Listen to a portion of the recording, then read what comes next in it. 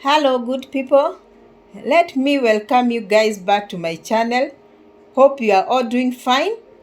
In today's video I want to do a video on how to brood day-old chicks, as I was requested by one of my subscribers. So welcome. My name is Esther from Esther Farm, and if this is the first time you are coming across this channel, kindly subscribe, like and share, and hit that notification bell so that you get notified every time I upload a video.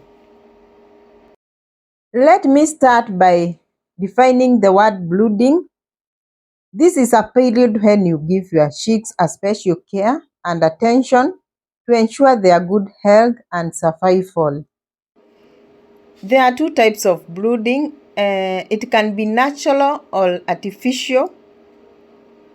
And natural is where it is done with the help of brood hens, and artificial brooding is brooding large numbers of baby chicks in the absence of brood hen.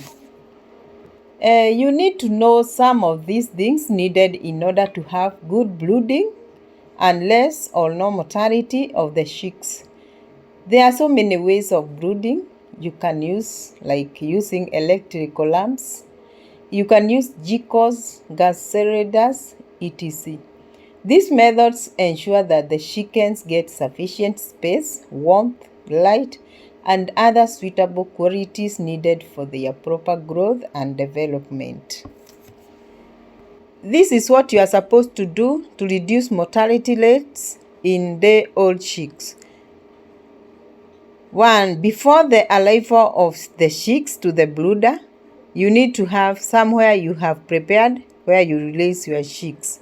You can build a brooder of any kind as long as your chicks are comfortable. Or you can use boxes or crates, the ones that supply blades, or you can use any material to construct. Not necessarily use materials that are expensive. You can construct with the locally available materials as long as the chicks are comfortable. Make sure when constructing your brooder, it is big enough to hold the chicks you have so that they don't get so much congested, and to have enough space to keep your drinkers and feeders, and they have enough space to roam around. Before the chicks arrive, make sure you heat the brooder for at least 3 hours so that the brooder will be warm. You can use any form of heat source of your choice, like jikos, infrared bulbs, etc.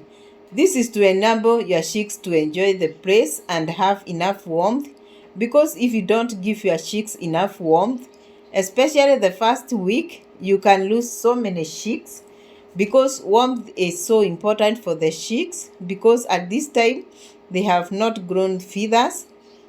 After you have heated the brooder, and make sure you have put the drinkers with clean water inside. That is glucose water, so that the water can also get warmth. Also, upon chicks arrival, do the unboxing exercise as quickly as possible and put them in the brooder that you have already heated. You can dip each chick beak into a drinker with water to ensure that they get a sip. While unboxing, check whether they are deformed chicks or dead ones, and remove them and check whether their navel is well healed. If not, you treat them. You can also check whether they are underweight chicks and separate them from the rest. Separating them will allow to manage them properly. After you have done all that, give them glucose water for 1 hour before you can introduce them to the feeds. And also observe the chicks closely and see how they respond to the heat. The chicks' behavior will tell you whether the brooder temperature is okay. If they huddle close to the heat source, it is too cold. If they run away from the heat, it is too hot. But if the chicks are evenly spread, you got the correct heat. For the first 2 weeks, check the distribution of chicks and check if they are feeding and drinking water even at night. Make sure that you keep an eye to your chicks each and every time. And if you find a sick chick, separate it and you treat it. When the chicks are small, the chicks doesn't differentiate feeds and sawdust for those who use wood shavings. So it is advisable to use newspapers or cut cardboards and spread on the floor, and you can scatter feeds for them to feed.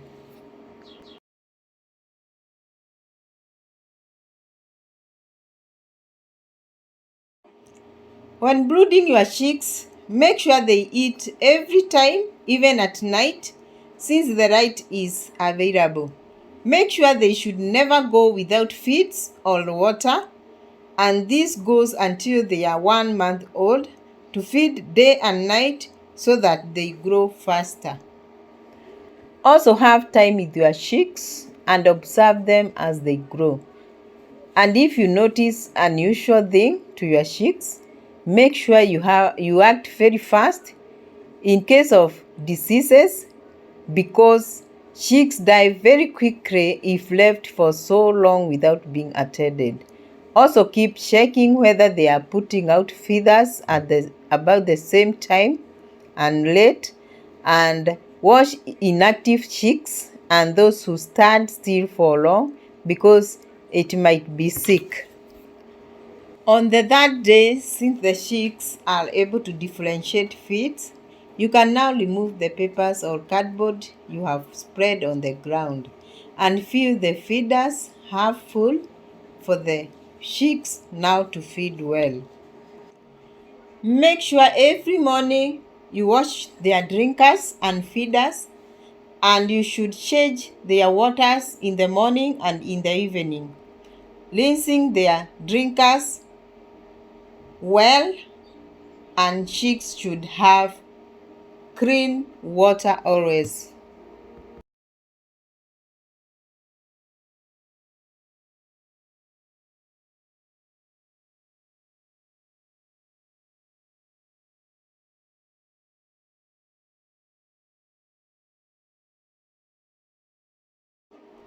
On the fourth day, start looking for signs of coccidiosis. If there is any signs, take action by treating them, and don't delay, because coccidiosis can finish all your chicks if left untreated. Now on the sixth day, give them vitamins to prepare them for the first Newcastle vaccine on the 7th day. After vaccination on the 8th day, give them vitamins.